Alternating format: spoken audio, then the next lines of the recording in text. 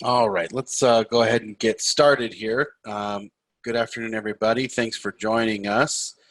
Just real quick, let's end this poll I had up, and I'll let you guys take a peek at it before I close it down. It looks like we have a surprising number of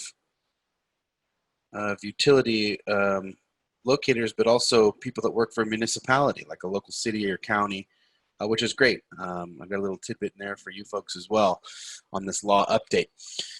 My name is Brian Harris. I work in the Marketing and Education Department here at USA North 811 as an outreach specialist. I do a lot of the education and outreach, as you can imagine. I have Colin Miotti here with me today. He's the manager of the Marketing and Education Department. He'll be answering your questions while I'm giving the presentation. So if you see down at the bottom of your screen, it's usually at the bottom, maybe it's at the top. There should be a button that says Q&A. Use that section to submit any questions that you have.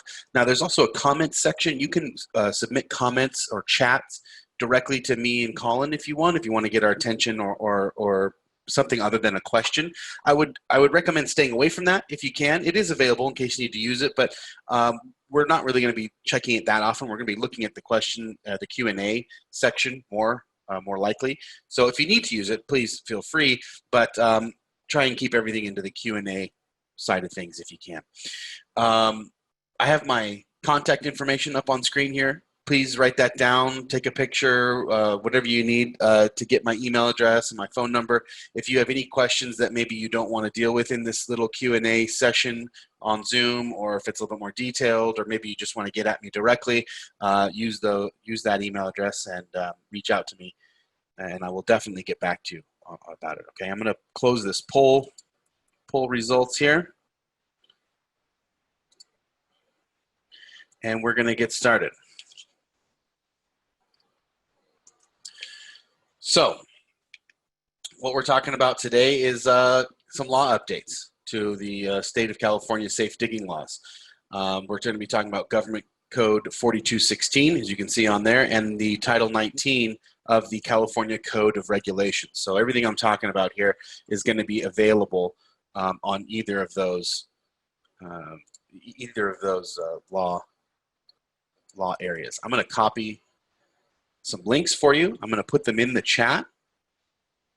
If you have problems with these or you can't find them, make sure you're looking in the chat area that I was just talking about. That's where they're going to be for the duration of the presentation. This first link here is a direct link to the state of California's Government Code 4216. That's where the bulk of all of these safe digging laws live, right? That's where they're all at. That's most of the stuff that we talk about day in and day out. But there's also the California Code of Regulations, which is a list of mostly newer regulations and things that have been coming up lately. And that link is going to be the second link I put in here, and it's a doozy of a link, so you're going to have to copy and paste it with your computer. There's no writing that one down. It's a big one. Okay? So take a peek at those. Use them for reference. Keep them by your side. Someone says they don't see the links and it's not coming up in the webinar chat for them. Oh, do you know what? That's my fault. I completely sent them to the wrong place. So let me just do this the right way here. I send it to Colin, and Colin is sitting next to me. He already knows where that stuff is, so that didn't help anybody. How about we try that again? Here is the California Government Code 4216. That's that one.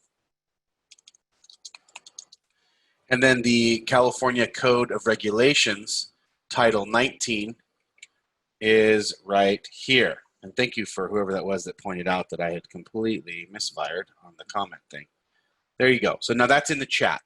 So take a look at those links, copy them down, keep them, bookmark them in your browser if you'd like, so that you have them, all right? So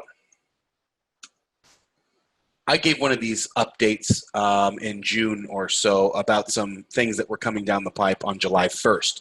Obviously, July 1st has come and gone, so I want to just review quickly some of the things that we had talked about in that last webinar, just in case you missed it or in case you hadn't heard of it, because it is important stuff in that last one.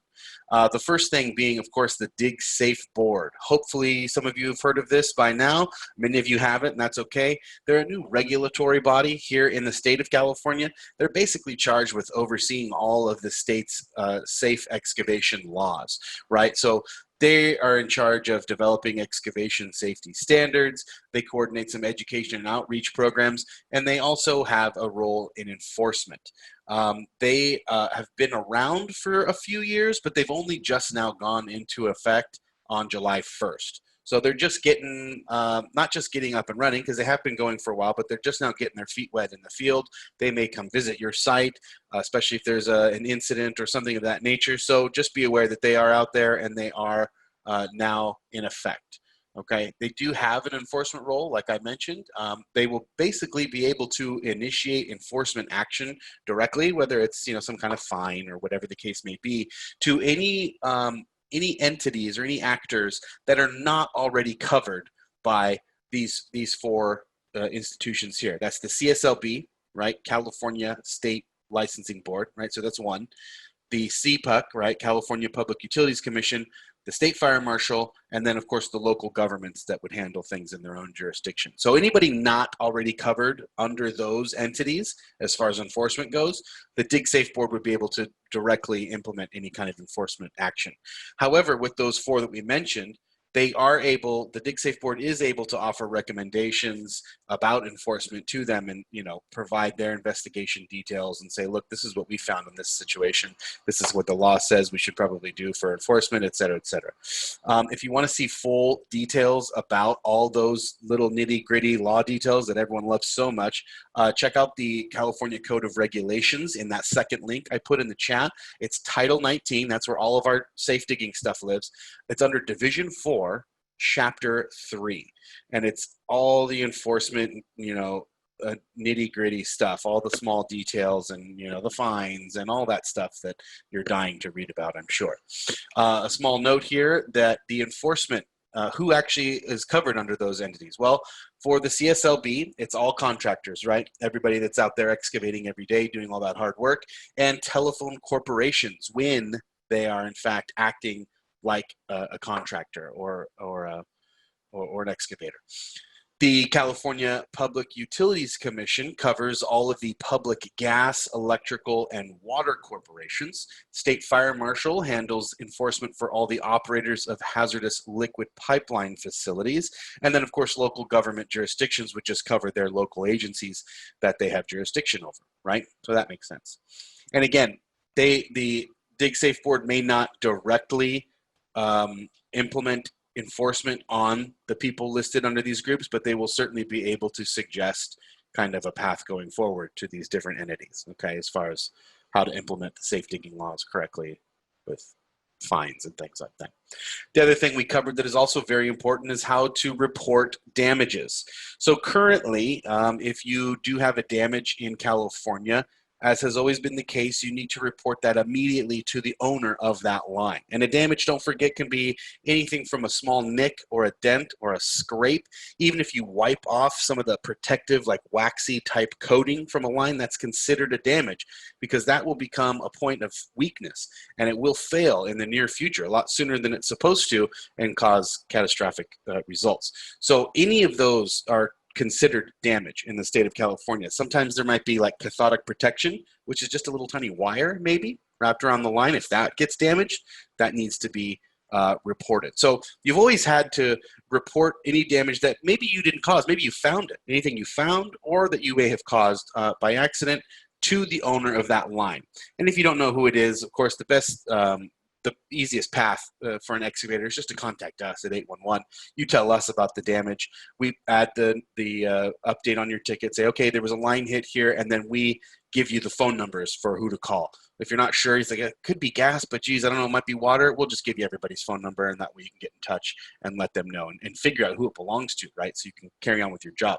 Now, the new regulation is a little bit different. It states you still got to do that stuff. Of course, you got to tell the owner what happened.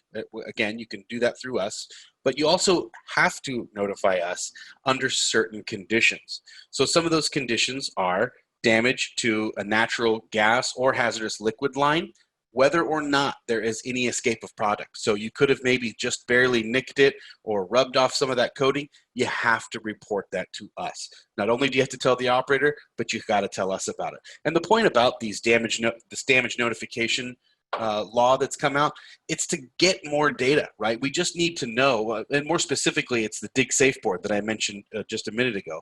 They need to collect this data so that we know how to prevent damages in the future, right? That's the name of the game, damage prevention. So if we don't know when the damages are happening or where or how, it makes the job a lot harder. So by collecting this information, it helps the entire industry. It's not there to shame people or put you on a board or anything like that. It's definitely nothing to do with that. It's all about trying to figure out when, how, and why these damages are happening and preventing them in the future. So the Dig Safe Board is really the one that wants this info, but you're able to call us and do it with us. We'll walk you through the process of the Dig Safe Board's form to fill out for these types of damages. And again, what needs to happen is any kind of damage that happens to a natural gas or hazardous line, even if there's no escape of product, any kind of damage to a high priority line. So high priority lines, those are the big ones, right? The big transmission lines, you know, the high pressure sewage, high pressure gas, etc. If any kind of damage happens to those, that has to be reported. And any damage that causes an injury or a fatality. So if there's an injury that requires like a clinic visit or a hospital visit, or in the unfortunate event of a fatality, that has to be reported to us as well, or directly to the Dig Safe Board. Now, in some of these cases, it might be an extreme situation. You might have to call emergency services. Of course, take care of all of that first. Get emergency services on the scene, evacuate the site, whatever needs to be done to keep people safe. And then the law actually says specifically, it says you have 2 hours to let us know about it. So in the case where there's emergency services involved and all that, obviously get that stuff taken care of first, and then at least within the first 2 hours there of the damage, then let us know, okay? I'm gonna put another link here in the chat. Now, I said that you could call us and we'd walk you through the process on submitting the damage form for the Dig Safe Board, and we absolutely will. However, if you want to go do it yourself, I have the link here for the Dig Safe Board's damage reporting page. So use that link to just report this damage yourself. Go through their questions because they want to know these things of how it happened and things like that. And then you're clear. Also, if you look at that link and you're able to take off the damage reporting part at the end there, that's the Dig Safe Board's website. So keep that in your pocket as well, because you'll want to be checking in with the Dig Safe Board, keeping up with whatever it is that they're doing, because they'll be, you know, issuing recommendations for new laws that could affect your work or new regulations, things like this. They hold board meetings that are open to the public. They allow you to call in and listen in to what's happening with the board meeting. And in a lot of cases, they open it up to the floor, open up the floor to the public. So they want to hear excavator voices. They want to hear utility owner voices. They want to hear those that work in the municipalities around the state. They want to hear their voices as well. So make sure you're participating. You know, if you want to have any kind of influence on how these laws shake out for our state and our industry, then the Dig Safe Board is where you start, the participation there, okay? So, get back to my slide here. I have another small note, and this one just says the high priority line. So again, just to put a finer point on it, high priority lines again are the high pressure natural gas lines that are greater than 60 psi. Any petroleum pipelines, pressurized sewage lines, of course, and any of the high voltage electrical lines that are 60 kilovolts or higher. So again, like we're talking about, these are the big ones, right? These are the big heavy hitters that you don't want to mess with anyways. On a good day, it's never good. And any hazardous material pipelines that could be dangerous to the workers or the public if they become damaged. So if any of those are scraped or dented in any way, then that's an immediate report to the owner of the line and to us or the Dig Safe Board, okay? Another thing that we talked about that is also very important and great for a large swath of our industry is the ACE ticket. Now this is area of continual excavation, specifically designed for those farmers working in agricultural land or for flood control facilities. Basically, as you all hopefully know by now, our standard ticket, when you call in a ticket, lasts for 28 days. That's how long it's valid for. If your work is ongoing, you have to call in and have it renewed, etc. Well, some of these jobs, some of these industries in particular, they have constant excavation. Really, the legal definition of excavation, they have constant excavation happening all the time. during, during their normal business activities. So it behooves them to have, it would be more beneficial for them if they could have kind of an extended time period. And that's what the DigSafe board has done. They've created a new type of ticket called Area of Continual Excavation, which is good for an entire calendar year. So this is really important, obviously, for farmers, right? Who maybe they're out tilling their land, however many times a year, or they have to resurface, regrade, they're constantly out there moving dirt around. They would benefit from having an ACE ticket for their property or for that section that they'll be working on. Now there's a few other provisos, a few additional things to mention when it comes to ACE tickets. They're a little bit different than a normal ticket in that an on-site meeting can be requested by either party. So that's when you're the excavator or farmer in this case, you say, I don't feel comfortable with this situation, A, B, and C. I need to have a representative of the owner of this utility line come out here and talk to me. We need to figure out, make sure we're doing this the right way, that my plan of action is going to be okay, whatever the case may be. In these instances, it does actually require a form. There's an actual form to fill out that people have to sign. They say, yes, I'm the one that's going to be doing the digging and or what have you. I'll be honest, I haven't memorized the form, but it says on there, I'm knowledgeable of the things that are going to be taking place, and we acknowledge this, you acknowledge that.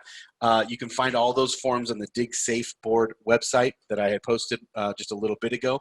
Go to their webpage. They have all those forms there. We have them on our website as well if you are a frequent visitor to our webpage, which, by the way, is, just in case some of you aren't aware, is usanorth811.org. And I'll post that for everybody right now as well. Just in case you're not familiar with our website, there's a host of resources on there, a whole bunch. Okay, but getting back to the ACE ticket. So an on-site meeting can be requested by either party if there is work being done within 5 feet of any line. Doesn't matter what type of line, just within 5 feet. Someone doesn't feel right or wants to have a meet or whatever, it can be done. It can be requested. And the other side has to comply, obviously.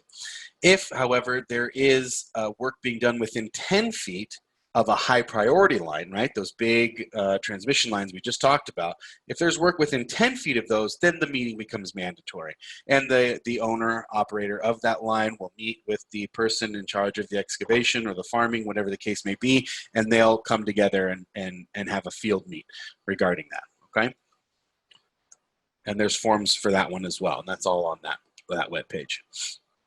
So just for an FYI, for those that may not be familiar, the flood control facilities are defined as an engineered basin that's operated typically by a state or local agency, and they use it for temporarily slowing and storing stormwater, which needs the regular removal of debris. So that makes sense. They're regularly clearing out debris for stormwater and things like this, and that's technically considered excavation in California, right? Anything that disturbs the soil in any way is considered excavation in California. So that would require a ticket.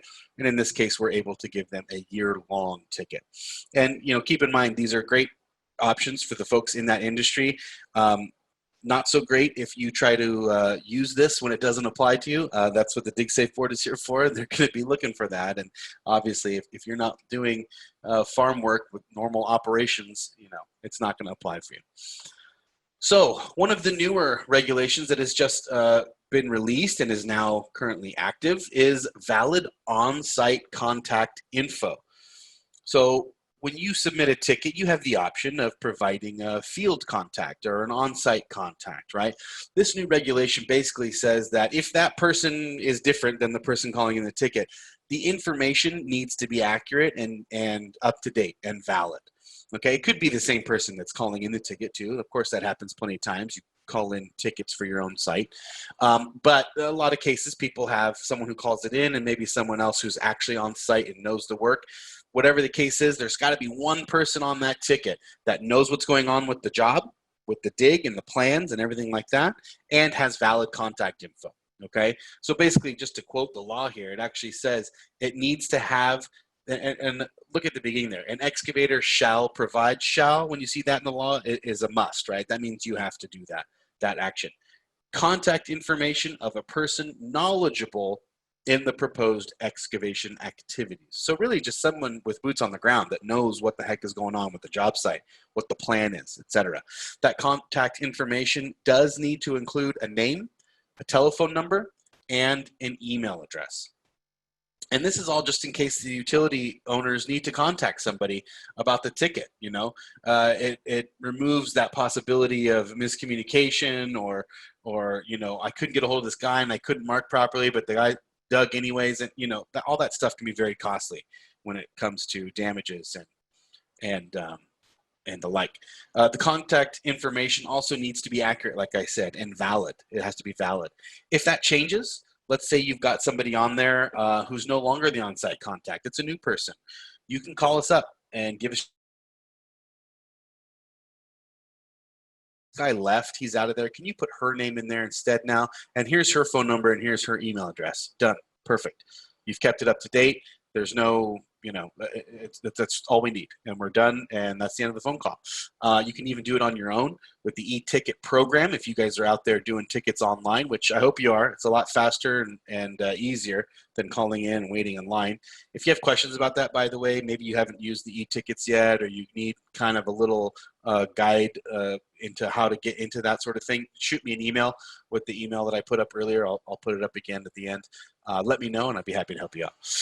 But all you have to do is get that changed. Maybe it's the same guy and you just need to change his phone number. No problem. Just change the phone number, keep the same guy, but he's got a new email address, new phone number, whatever it is. So easily done on our end if you let us know about it. And just, I don't know if I mentioned this, this is one of the new regulations that just came out, like I said, but it's in that Title 19, the California Code of Regulations, okay? And you see there on the slide, it's subpart 4401, okay? Just so you know kind of where it lives if you have to go look at it. It's in that second link that I had posted in the comments. I'm going to take a quick check-in here with Colin, see if we've got any burning questions out there that maybe we need answered. I think he's probably handling it pretty well on his own. If you guys have questions, don't forget, use that Q&A button on the bottom. He'll be getting back to you. And by the way, when we're done with this, we'll do a little Q&A session afterwards for anything that you want to ask. We're always happy to try and help out and get the answers that you're looking for. So start posting those questions now, or wait a little bit later if you'd like when we're done, and we'll get everything sorted for you. But moving on, for those of you that are in municipalities, we have a new law coming January 1st for solar applications.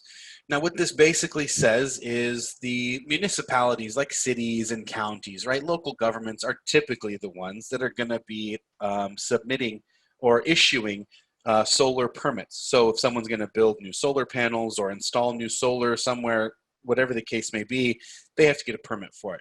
And this new law says that the permitting office, the person giving that permit, has to let the applicant know when they file their application, it has to say on there that calling 811 is the law.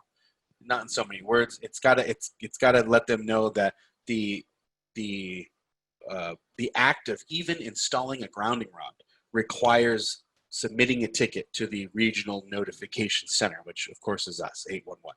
So that verbiage needs to be present on all of the solar installation applications that these contractors or third parties may be making with the municipality. Okay, and I just wanted you guys to be aware of that, because it is kind of a big deal. If you're not ready for that, come the first of the year and you don't have that verbiage in there, you're technically outside the law on that one.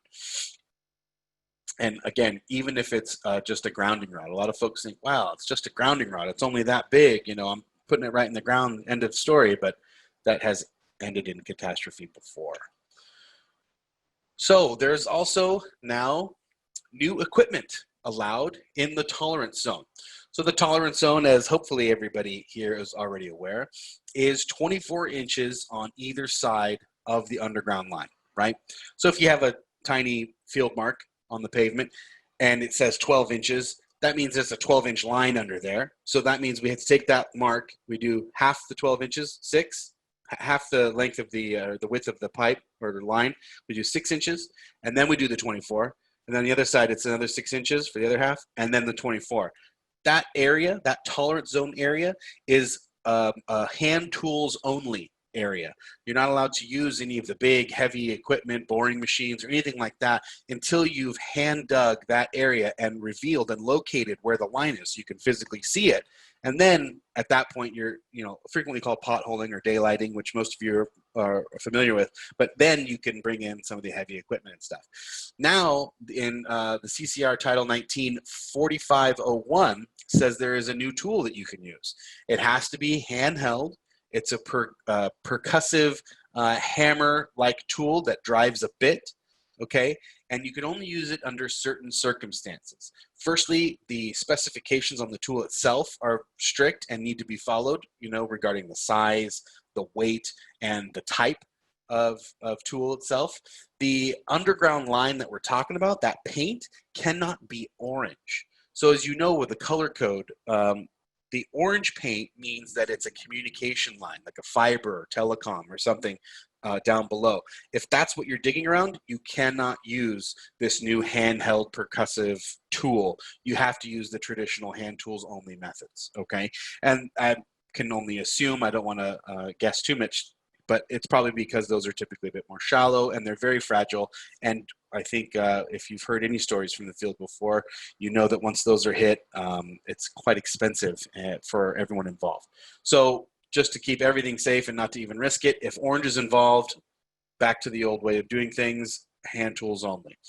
Also, the soil type has to be classified as either type A or type B. Now, you can learn about the different soil types and how to classify them and everything in Title 8. That's of the same code of regulations. That's all the OSHA regulation stuff, which I don't want to get too far in the weeds on just because there's a lot of OSHA regulations and I don't know them all. And we're here to learn about safe digging, not different types of soil. But if the soil type is type A or B, and if it's not an orange paint on the ground, it's a different type of line other than telecom or fiber or something like that, and you have the right size and type of device, you can now use this hydraulic or pneumatic hammer, not really a hammer, but a bit like a clay spader to remove the earth around that line. So the tool, like I said, has to be handheld. It could be pneumatic, electric, or hydraulic. You notice there's no gas there, right? It is a tool. The tool weight without the accessory cannot exceed 40 pounds. So keep that in mind as well. That means it's definitely got to be a handheld thing, right?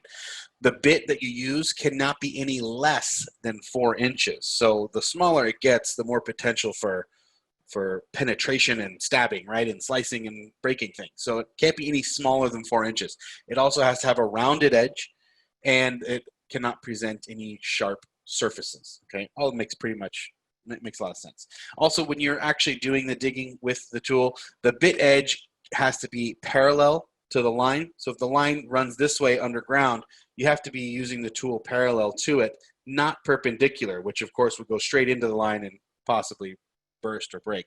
So it has to remain parallel to the line as you're using the tool, okay?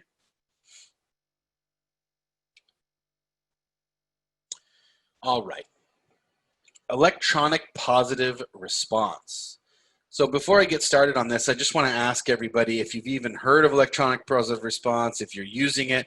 I have a little poll here for you to take. It's just a few questions. I'm just curious if you all are using it, or if maybe you've never heard of it, which is fine too. That's why you're here. You're here to learn some stuff. This is basically a project that we have been working on and using for a couple of years now, but it is going to become required starting January 1st for all of our utility members. And for you excavators out there, it's going to be a fantastic resource for you to check on after you call in your ticket and before you actually start the job and start digging. So I'm going to give you a couple more seconds here to answer the poll questions. It looks like there's a lot of people saying this is the first time they're learning about it, which is great. That's what I'm here for, is to teach you about it so you can figure out what the heck it means and what it's for. I'm going to go ahead and stop you guys right there, and I'll let you take a peek at what results came up. So a lot of folks also using it for every ticket too, which is also encouraging. I like to see that people are really starting to get on with the system and starting to learn it and hopefully making it work really well for you. Just as a side note, if you go to our webpage, usanorth811.org, we do have a small section at the top there that says rant or rave. Feel free, if something's not working out, take this EPR thing, for example, this electronic positive response. If that system's not working out for you, you got to let us know, right? That's how we're going to improve. So please feel free to use that feature on our website. Let us know what we're doing great so we can keep doing it, and let us know what's maybe not so great and what needs improvement. Anyways, moving on, you saw the results there. The electronic positive response is a system that exists with us on our website.